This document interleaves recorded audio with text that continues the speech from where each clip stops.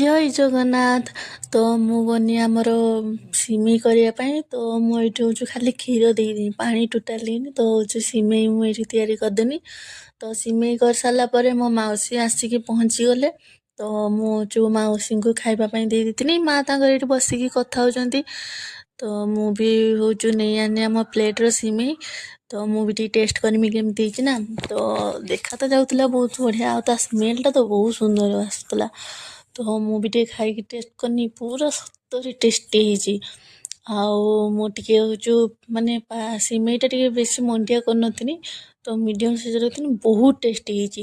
ତ ମୁଁ ଖାଇସାରିକି ହେଉଛୁ ବାପା ତାଙ୍କର ବାହାରେ ଗୋଟେ କ'ଣ କରୁଥିଲେ, ମୁଁ ପାଖକୁ ଗଲାକୁ ଧାନ ଦେଖନ୍ତୁ କେତେ ଡିଜାଇନ୍ର ପକାଉଛନ୍ତି, ଏରା ପୁରା ମେଲିକି ପଡ଼ୁଛୁ। ତ ସେରକ ହେଉଛୁ କରିକି ଆମର ସେଇ କୁଲାଡ଼ାର ହେଉଛୁ ବିଞ୍ଚୁଛନ୍ତି। ତ ତା ଉପରେ ସବୁ ମାନେ ତ ଯେତେ ସବୁ ଅସ୍କରା ସବୁ ହେଉଛୁ ବାହାରି ଚାଲିଯିବ। ତ ଆଉ ଥରେ ବାପା ଆଣିକି ଦେଖେଇବି କେତେ ସୁନ୍ଦର ହେଉଛୁ ପକାଉଛନ୍ତି।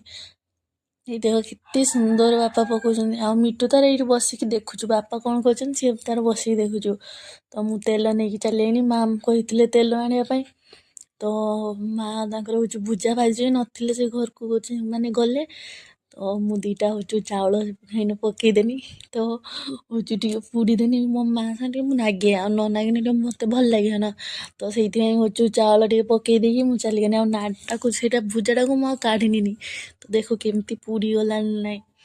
ତାପରେ ହେଉଛୁ ମା ତାଙ୍କର ଆସିନି ଭୁଜା ଭାଜିବେ।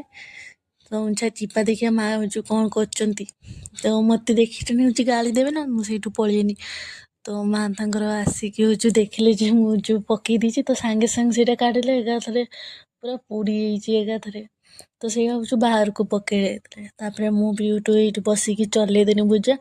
ଆମର ମେସିନ୍ର ଦିଆଯାଏ, କିନ୍ତୁ ମେସିନ୍ ଏଇଟା ଆମର ହେଉଛୁ ଘରେ ଭାଜେ ତ ବହୁତ ମାନେ ତା ମୁଢ଼ିଟା ବହୁତ ସ୍ମେଲ୍ ଲାଗେ, ଆଉ ବହୁତ ଟେଷ୍ଟି ଲାଗେ। ତ ମା ମାଛ ଭାଜି ସାରିକି ମୁଁ ଚାଲିଗଲି ଟିଙ୍ଗ ଆମର ହେଉଛୁ ମାଛ ଭାଜିବା ପାଇଁ।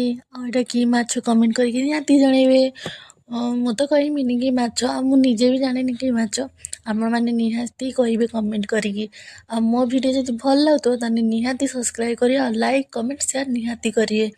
ରହିଲି, ଜୟ ଜଗନ୍ନାଥ।